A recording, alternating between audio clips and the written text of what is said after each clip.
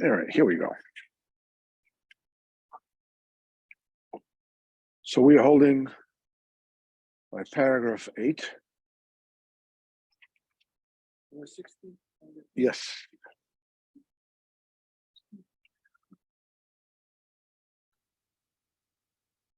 The Torah basically says that in order to gain very intricate, very profound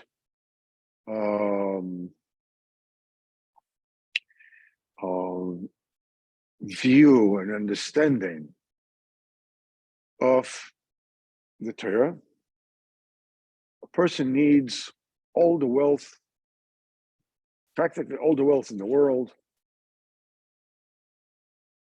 And we said this money has to be b'kedusha. Brings an example, from Moshe Rabbeinu, that Moshe Rabbeinu, how he got rich in his tent. Kadosh Baruch Hu cropped out a quarry of sapphire, and from which the luchos were, he chiseled luchos out of that. And Kadosh Baruch Hu told him, "Apsilis, that the garbage, whatever it is that you don't need, you chisel off, that will be yours." So, there's this whole passage. The Gemara says this is Misham Nisasher Moshe. This is the thing this is the source of the wealth of Moshe Rabbeinu, because Moshe Rabbeinu, the entire Torah came through him, was very, very wealthy. The same thing with Rebbe, Rabbeinu HaKodesh, Rabbi Yehuda HaNasi, Yehuda the Prince. He's the one that wrote all the Mishnayos. Same thing with Rav Ashi, that Rav Ashi and Tuvmi both put together and signed the Talmud Bavli, the Babylonian Talmud. Tuvmi is his name. It's a Chacham, his name is Tuvmi. And the two of them sealed the Babylonian Talmud. And all of them were very, very wealthy. And the Gemara says also that all the Nevi'im, all the prophets, were very, very wealthy. Anybody the Torah went through them were very, very wealthy. But that kind of wealth needs to be from Malachim and Moshe. They all have to be, the wealth needs to be wealth b'kedusha. Wealth that comes out of greed doesn't work for that. And there's a remez to that, which says, let me just move this. I have a question. One second.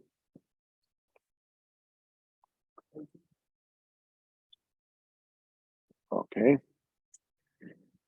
A remez to the fact that the wealth has to be b'kedusha. Kadosh Baruch Hu says, "Hapsilis," the stuff that the leftovers, the psilis, which is the garbage, will be yours.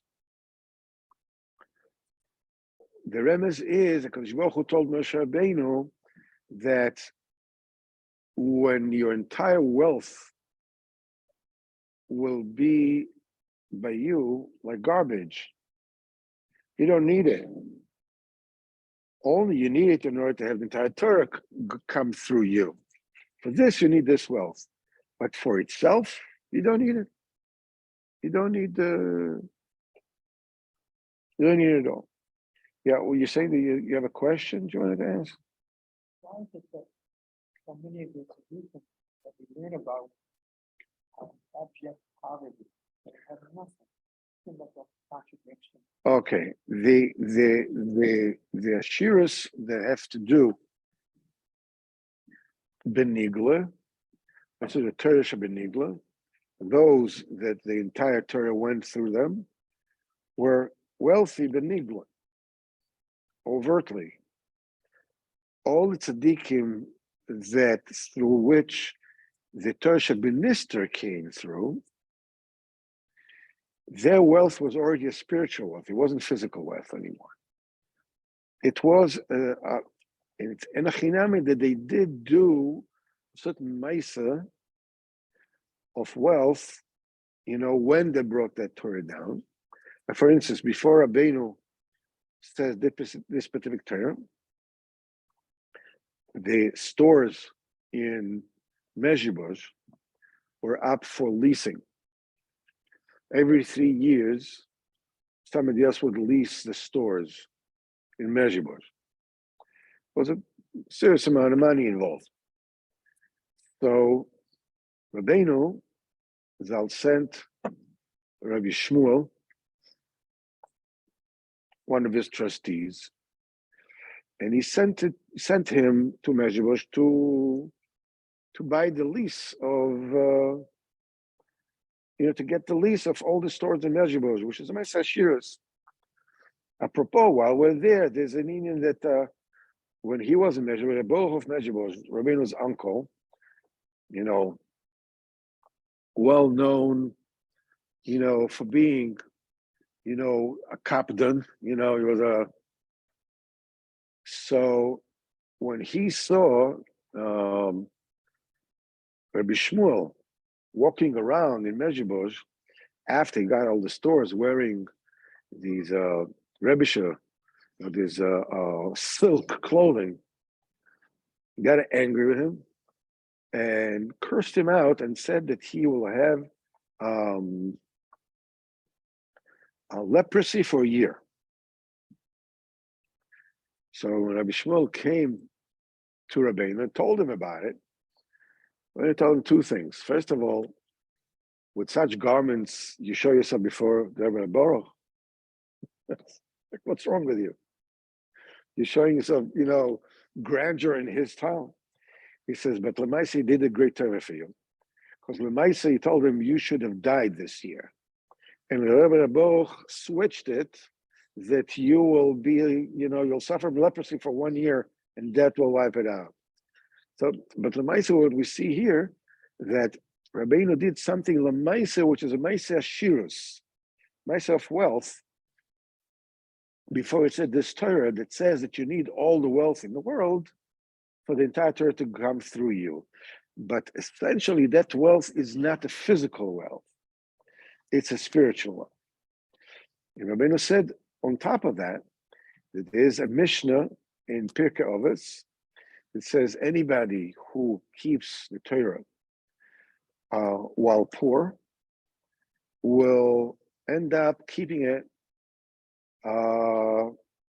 as a wealthy man. Rabbeinu says that the reason why the tzaddikim during his time were very wealthy, Masha'en Ken, the tzaddikim of the previous generation, Talmidei Magid, whatever it is, they were dirt poor. So he says it's because of this Mishnah. He says the tzaddikim of his generation were the tzaddikim of previous generation. The generation before, they kept it in dire poverty. Now they're becoming the Torah from great wealth. Yeah, that's what Rabbeinu said. I didn't say that. Rabbeinu said that. And so, the way to get. Where does Rabbeinu say that? Sichas Hara. And so, in order. That's the Pirkei Avos. The Mishnah is Pirkei Avos, yes. Isn't the covenant this in the same lifetime? It probably means both. It means the same lifetime, and it also means You know, if Kodesh Baruch Hu doesn't do this, go this, that. Then Kodesh Baruch Hu, it's all one lifetime. There's no. So, for this wealth, you need, in order to acquire this wealth, you need, as Rabbeinu says, when we are getting here to the end of the Torah basically, the Rabbeinu Torahs are basically built, as it were, from the back to the front. In other words, first of all, Rabbeinu says, what's the goal? Okay? And then he does reverse engineering. In order to get to this, you have to do this first. In order to get to this, you have to get this first. In order to get to this, you have to do this before. So in other words, so the end of the Torah is basically like the beginning of the process, and it goes step by step by step all the way to the beginning of the Torah, which is to be zeicha, to tvuna sater l'omka, to be able to inspect the Torah, to understand the Torah at great depth. That's the goal. A step before it, to get there, you need wealth. In order to need wealth, you need to widen your days with Tosefet Kedusha every single day. In order to do this, you need Yira. Now, in order to get Yira, the step before Yira, Rabbeinu says, is, to untie the mouth of the mute and untie the mouth of barren women. And the way to do this is where the people are sleeping their lives, and the entire earth thinks that they're learning, they're davening, but the truth is that it's not really connected to Seichel. It's just something that they do. That's the club to belong to, as it were. It's a Baruch Hashem, they belong to a good club. But still, this is not the Tachlis. Tachlis is the Tavis of a person should be connected to the Seichel, to the Panim. Panim de Kedusha is the Seichel Kedusha connected to a Kodesh Baruch Hu. And every Seichel of the Torah has 70 facets, which means 70 true explanations, way of looking at every single pasuk, every single halacha, every single sugya in the Gemara. There are 70 different ways to be mefarish and to understand and to explain that particular sugya. Today, maybe we have 3 or 4 different ways of learning different sugyas. They're showing them, so they're showing them to learn like that, some learn like that, the Ritva learns like that, Rashi learns like that, Tezah learns like that. So we in all the 70, we lost already all the 70. From all the 70, we have 1, 2, 3, sometimes 4, ponim later, but there's 70 such facets later. And when a person, the ponim means a seichel, means an understanding. There's 70 ponim later, 70 ways to understand the Torah, every single sugya in the Torah. When a person knows all that 70 facets, means that he's connected to all the faces of the Torah. Facet is ponim, shivim ponim Torah. It's called a face, which means it's a seichel. It's suddenly you understand. Tosfos understands the sugya in a certain way. That's the ponim of Tosfos. And then the Ritva understands it in this way. That's the ponim of Ritva. Then the Rosh understands the sugya that way. And that's the ponim of the Rosh, and so forth and so on. So when a person is asleep, when a person is sleeping his days, that means that he is disconnected from the ponim of the Torah. So Rabbeinu says when a person is disconnected from a few of the ponim of the Torah, it is possible to wake him, to get him up, to connect him. He says, because when a person is sleeping his life away, it's like a person who's asleep. When a person is asleep, the brain still works, but the brain is filled with shtusim, the brain is filled with dimyonis, it's filled with fantasies, with dreams, like literally. The seichel is not connected to the seichel at that time. So when you want to connect a person to his seichel, that means you want to wake him up. So the way that you wake a person up, Rabbeinu says, you tell him a Torah, that particular panim that you want to illuminate to him. He says, but you can't tell the Torah to him because he's not ready for that. So what you have to do is you have to camouflage. You have to cover up those panim, that facets, that understanding in the Torah, in a Maisa. Sometimes you might, you put it into a lower kind of Torah, whatever it is. You cannot actually tell him the Torah itself. It's something which is much higher. He's not capable of receiving it, but if he's telling it through a Maisa, then if a person, obviously, if he wants it, if he wakes up by himself, and then you tell him this Maisa, and you wake him up. When you wake him up, what happens is that all these diburim, all these issues that he had inside, because when a person is not connected to Seichel, it doesn't mean that he's not alive. It doesn't mean that he doesn't have problems. It doesn't mean, forget, all those issues accumulate inside him. But he's not connected. He's not davening. He's not really learning. He's learning, yeah, but the learning is not really learning. He's connected to the Seichel meeting. So it's like all the diburim are closed inside him. What? Bilbulim. Yeah, well, it's like a person who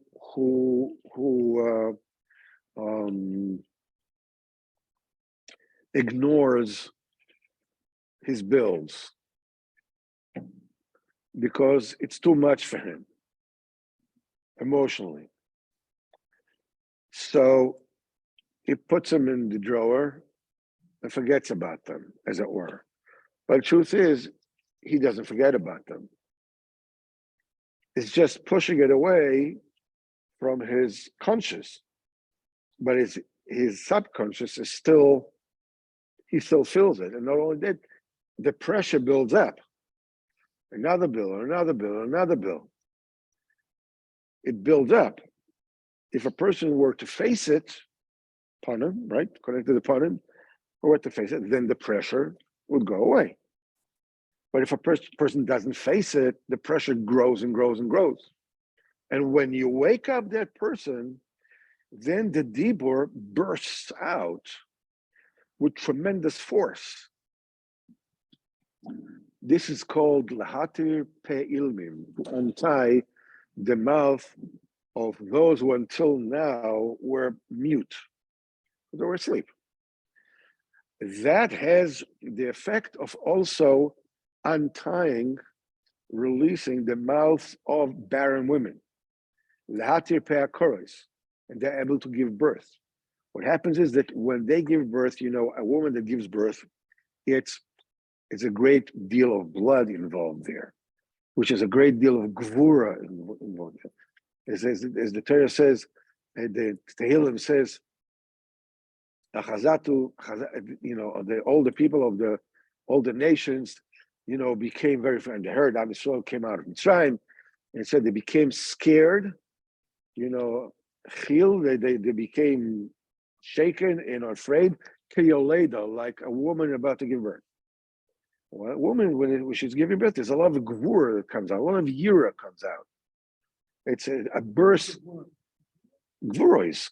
It's not gvura that Mr. Universe. It's midas agvura. Midas agvura is midas adin. It's blood. It's damim. So first of all, it's before she gives birth, is a midas agvura, is the damim. And after she gives birth, there's a sweetening of the midas agvura of the damim, and the blood becomes milk. Milk is chesed. So the gvura become chesed, is amtokas adinim. But what happens is that when the tzaddik shines on a person, this sipurim ma'asis, and if a person falls from all the 70 facets of the Torah, the tzaddik cannot awaken him from one of the levels, one of the panim that are higher than him. He fell from all the panim of the Torah. So you have to tell him Sipurei Maisius, which is above the 70 facets. Rabbeinu calls it Sipurei Maisius Mishonim Kadmonies, from yesteryears. In other words, beyond time. As we will learn, B'ezrat Hashem, when Rabbeinu uses the entire Torah to explain that sentence that we'll learn at the very beginning of the Torah, which from the Idra Kadisha, when Shem Bar Yochai said, he says says, we are the totality of everything. He sits in the middle, his son sits in the right side, and Rabbi Abba sits on the left side. And he says, we are the totality of everything, meaning that until that particular time, Oilama, before the Tikkun, that the spheres from Chesed to the Malchus were one above the other, and they shattered. After Oilama Tikkun, Reb Shimon Bar Yochai is explaining this particular Torah, which is very, very high, in the Idra Kadisha. He says, now the spheres are in 3 lines. It is right and left and center. So Reb Shimon Bar Yochai represents the Atika Kadisha, represents the Keser, which is the middle. And his son, Rabbi Elazar, represents the Chochmah. And Rabbi Abba, his Talmud, represents the Bina. So this is the right side and the left side and the middle. He says, we represent everything, and then the Shechina came down. We will see everything as we go along. So, La'ati Pei HaKoros, when this Gvura comes out, this great Yira comes out, the Yira is being created by the mute starting to talk, the barren women giving birth. Then you have the Yira. The Yira leads to Arichos Yamim. You're widening your days. Then you have the Keli with which to receive the wealth. When you have this wealth, you are able to gain Tvunas HaTorah, which just went, from the back to the front. So what we're holding here, he says, and we said last night that when a person awakens, the people who until now were deaf and mute, they couldn't speak. It says then he can speak La'ati Pei Ilmim. And when this unties the mouth of a car having to give birth. But it says Ki Zeh Hadibur, that's Dibur. In other words, they had issues all along. They just were not connected to HaKadosh Baruch Hu to talk about it. So the pressure built up inside them. Ki Zeh Hadibur shaya mitzumtzem etzlam kol kach zeh zman rab. The Dibur was pent up by them such a long time. They were deaf and mute. Now, when the Dibur finally comes out, what happens is, if you untie the mouth of a balloon, then the air comes out, but what happens if you suddenly,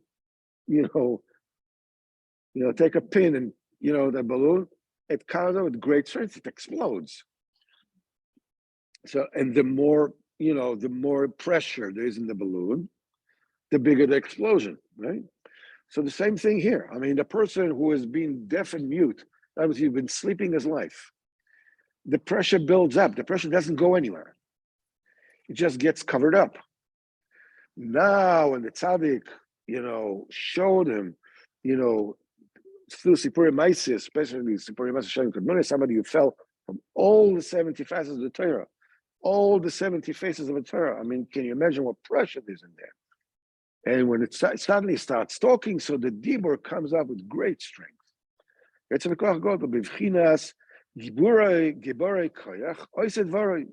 Dibur comes out with great koyach. What happens to this koyach? That's the first stage. That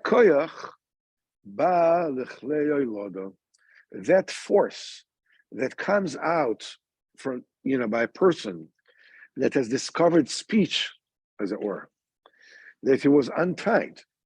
That koyach comes to the kelim, to the tools of Hailodo. As how do we know that Hailodo requires strength? That's koyach. Reuven, Yaakov Avinu said about Reuven, it was his first son, it was his firstborn. He says, koychi v'reshes oini, you are my force and the beginning of my strength. So we see here that Hailodo, that giving birth, requires strength and force. And what are Hailodo? What are the tools of Hailodo? There's a spiritual existence in this world that acts as the tools of Hailodo for, that women that could not give birth can give birth, that people, so he says, Ainu batchane ador. The Kele Hailodo are those, we said it once before, these are the people who trust the Kodesh Baruch Hu a great deal in the generation. Every person that trusts the Kodesh Baruch Hu trusts the Kodesh Baruch Hu to a certain degree. There are those who are like Tzadiki Ador, who has such a great bitochen in the Kodesh Baruch Hu. And they are called Batchane Hador, the trusters of the generation. Bitochen, Batchane. They are the ones that have the true bitochen of the generation. Shehem Klei Hailodo, they are the tools of birth giving. Hem Kablim Zeh Koyach, they receive that strength. How do we know that? Shenema v'kovei Hashem, those who wish, who hope, who yearn for Hashem, yachlifu koyach, they will exchange koyach. Exchange koyach doesn't mean that they give their koyach and they get a different one back. That's not what it means. Yachlifu koyach means they renew their koyach. Their koyach gets renewed all the time, because when a person has trust, the trust gives him koyach. You'll notice this also begashmius. When a person is sure of himself, he succeeds. Is sure of himself when he trusts that, it'll done good. Brach good, it'll done good. Think good, it'll be good. Then he has a lot of koyach. He goes to things, he encounters things, he gets strength. But when a person is like, I know it's going to end in tears. I know it's going to end in tears. I know it's not going to work out. It never works out for me. Forget about it. So when you come, you don't come when you're taking your own. You're like somebody who's suggesting an option. Maybe how about that? Would you mind that? It's like, you already elicit, a negative answer. So strength is always a function of bitochen. The more bitochen you have, the more strength you have. So, but Chonei Ador is the koive Hashem. They have bitochen Kodesh Baruch Hu. The strength that they get is not a strength to go ahead and finish a deal.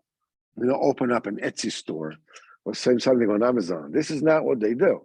They're hoping for Kodesh Baruch Hu. They have bitochen in Hashem. They hope to Kodesh Baruch Hu. They trust the Kodesh Baruch Hu. They are zoche to get the koyach of Hailodo. When a person, also begashmius, when he has trust, when he has bitochen, when he has confidence, so he opens up a business, and usually if he sticks with it, Kodesh Baruch Hu gives it to him. When he gives it to him, he's giving birth to a new business. The new business, the employees, whatever it is. It's like it gives birth, as it were. But Chonei Ador, those who trust the Kodesh Baruch Hu, it's not that trust their own koyach. They have confidence in Kodesh Baruch Hu. They get the koyach to actually give birth spiritually to everything in the world, and specifically the koyach goes to women who were barren until then, and now they're able to give koach. The Gvura comes with great strength. Because all the births and all the ashpoas comes through bitochen. When you are absolutely certain that Kodesh Baruch Hu is going to help you, Kodesh Baruch Hu helps you. When you are like,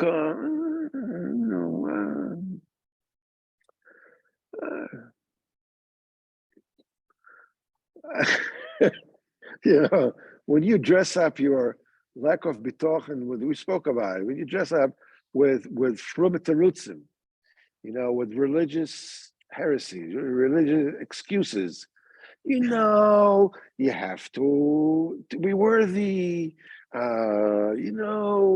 Maybe it's not good for me. Maybe it's this, maybe that. This is all cover up that I really don't trust HaKadosh Baruch Hu.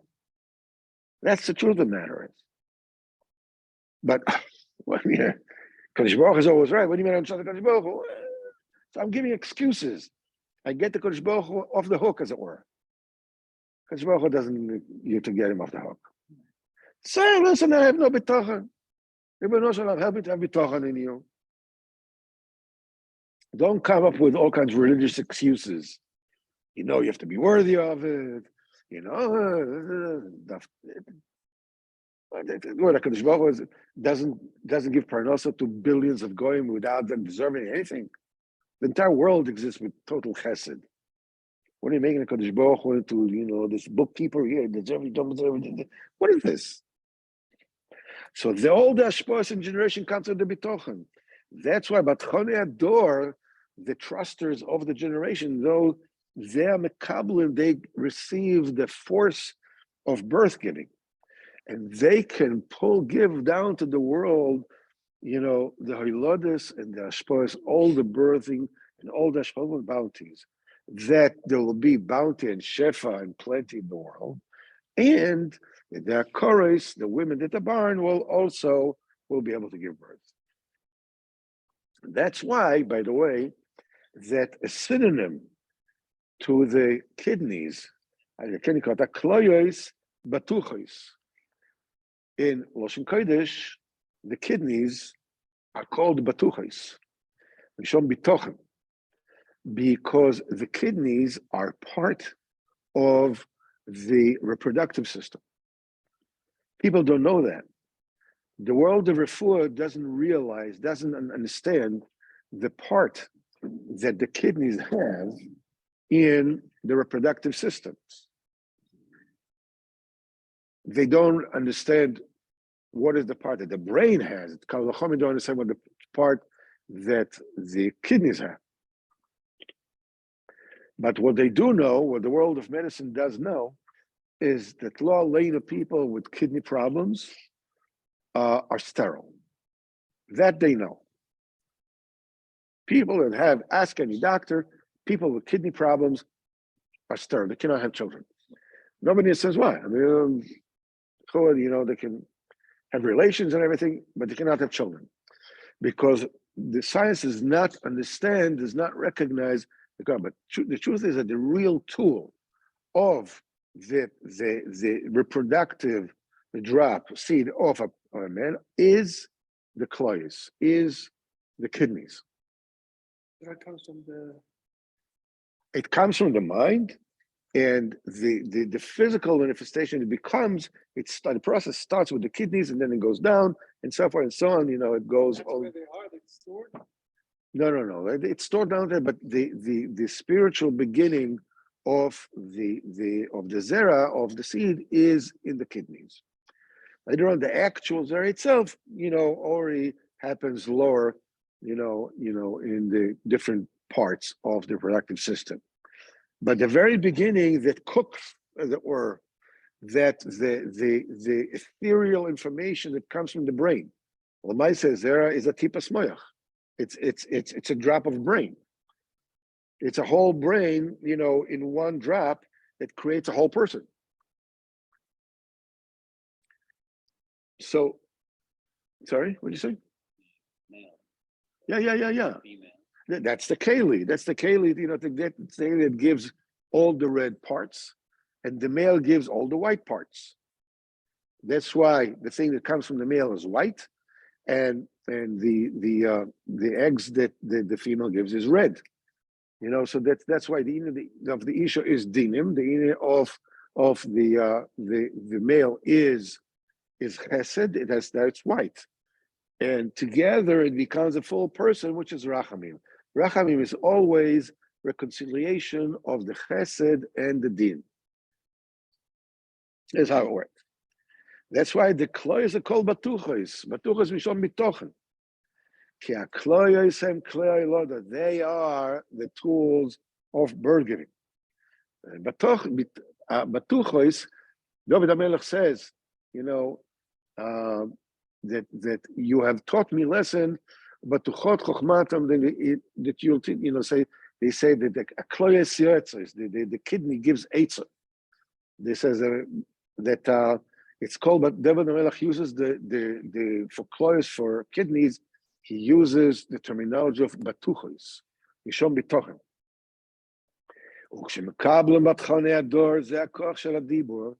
And when these trusters of the generation receive that force of the dibur, a person was deaf, he was mute, he was asleep, wakes up, boom, the dibur comes out b'koyach.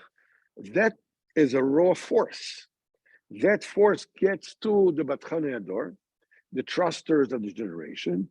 They receive each truster, each tzaddik that has bitochen receives a koyach to be mashpia, to give over, to give, to endow according to din v'mishpat. In other words, as commensurately with how much bitochen he has, this is how he's able to bestow hoiloda, birthing, and shefa, and plenty. Each one receives commensurate apidim v'mishpat. Kol echad lefi bitchoino, each one according commensurately to his bitochen. Ken mekabel koyach. Commensurate to bitochen, this is how he receives the koyach. V'zeh b'chinas, when it says in the pasuk, ptach picha le'ilim, open your mouth to the mute. El din kol bnei cholef. Now we say el din kol bnei cholef. L'maisa, in the pasuk itself, which is it says I don't know where's the pasuk. The pasuk. So the pasuk is anyhow. It says the pasuk ptach picha le'ilim ekol bnei cholef. It means ptach picha le'ilim. This is admonishing for the rabbi, the pasuk, that before he paskins halacha, he should not drink wine. He should not drink wine. He should not be inebriated, because if he's inebriated, he won't be able to paskin properly. So ptach picha le'ilim, you need to give the ilim. You have to be miyushivdik. You have to be with in zinon. You have to be with das. So you can, open your mouth to somebody who is pchinas ilim. He doesn't know what the halacha is. So if you're the rav, you're supposed to tell him what the halacha is. Don't drink wine that in a level that you're unable to pass in the halacha. Ze psach picha le'ilim. El din bnei cholef. What's it? El din bnei cholef. It means bnei cholef means yisomim, small children, and they come to Beis Din because their parents passed away, whatever it is, or it's somebody who comes to Beis Din and he's foolish. What can I do? He's not the biggest genius in the world. He's not the sharpest tool in the shed. What can you do? I mean, look at me. You don't have to be the sharpest tool in the shed. You see, I did all right. When they come to Beis Din and you are the judge, you see that they don't know how to say what needs to be said.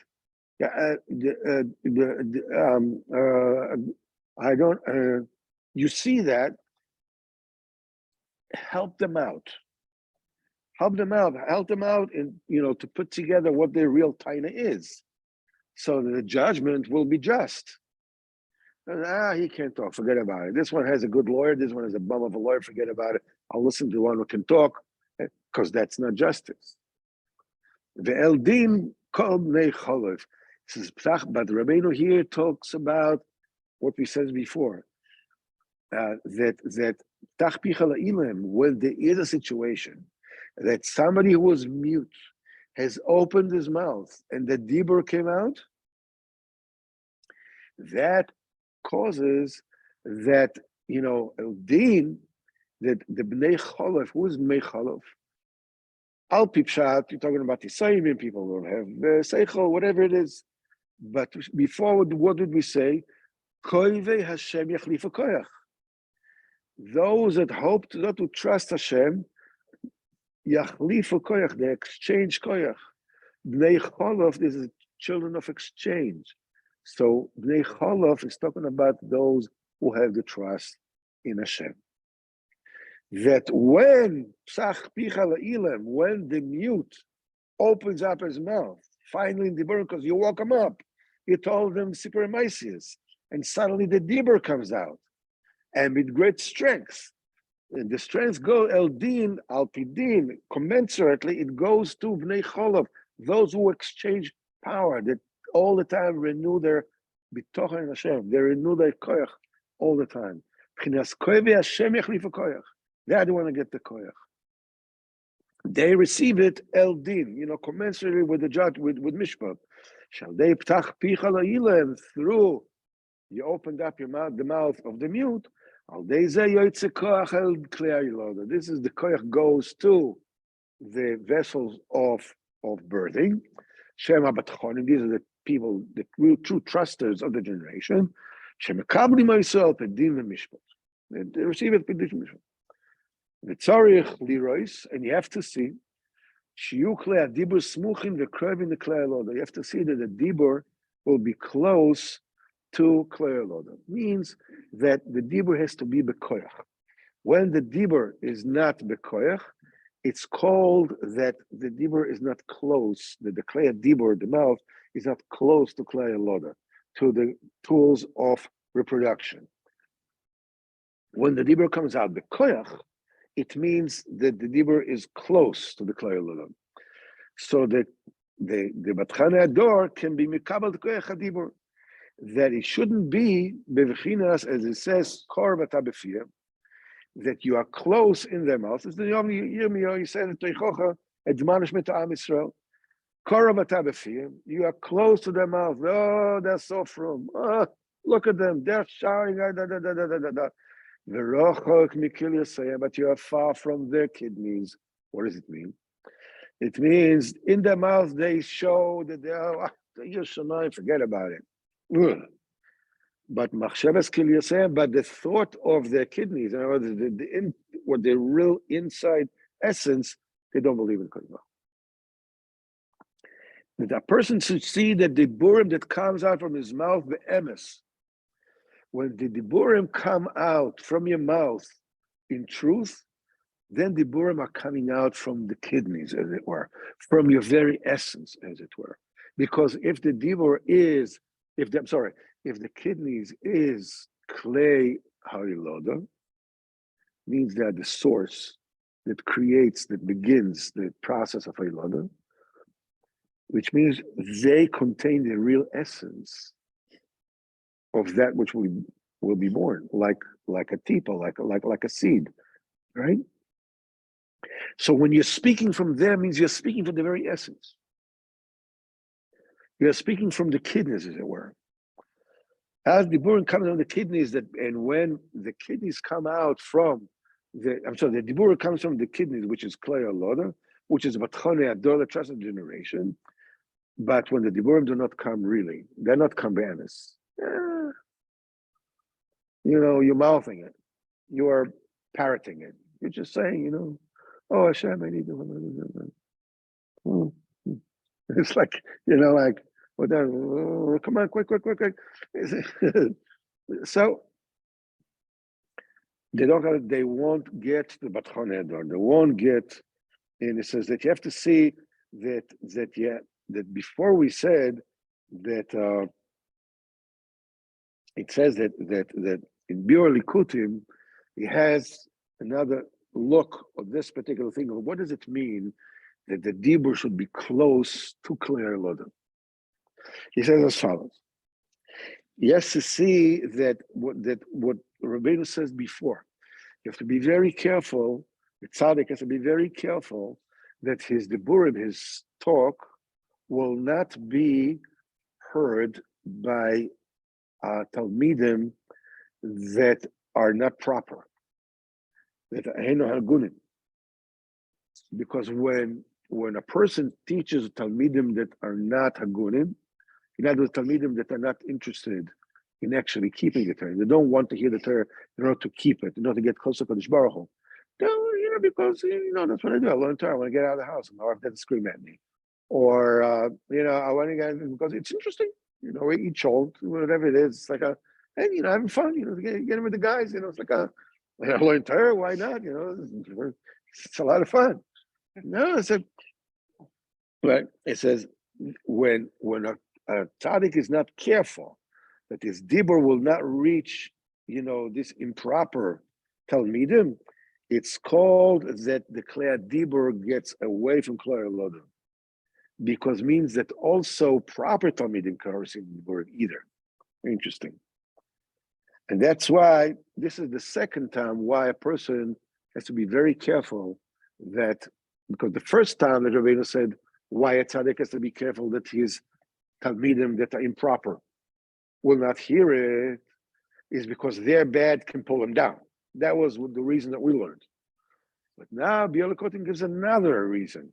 He says because if the tzaddik is not careful, that the talmidim that are not proper will not hear, not only they will hear and pull them down, but the talmidim that are proper, that really want to get close to Kodesh Baruch Hu, they won't hear. He says, because in the essence, the kelim of the dibur, the mouth, the kelim iloda, and the tools of iloda, the kidneys, whatever it is, they have one essence. These are filled with blood vessels and nerves like those. It's mamish one essence and different kind of manifestation. It is through the koach of the dibur that actually brings about the koach ha'eloda. That's what Chazal va'aleu letrufo. Because we're talking about the tree that will grow by the riverbank that comes out from Beis Hamikdash, that will give fruits all the time, never stops, that feeds the entire world. And the leaves of that tree will be refuah for everything. The leaf of that, that tree, the truffle, the medicine for all the illnesses in the world. Why? How can it be? How can it give fruit all the time? How can the leaves have such medicinal value that it will heal all the illnesses in the world? That Mayan, that spring comes out from the Beis Hamikdash. So it has the koyach to feed the entire world incessantly, without any in perpetuity, and give refuah. This is va'aleu letrufo. Chazal says lahatir pe ilmin, to open up, to untie the mouth of the mute. Lahatir pe hakoros ki zeh tolui b'zeh. And B'ezrat Hashem, we will continue explaining, how this works together. I'll just stop here. Stop recording. Stop recording.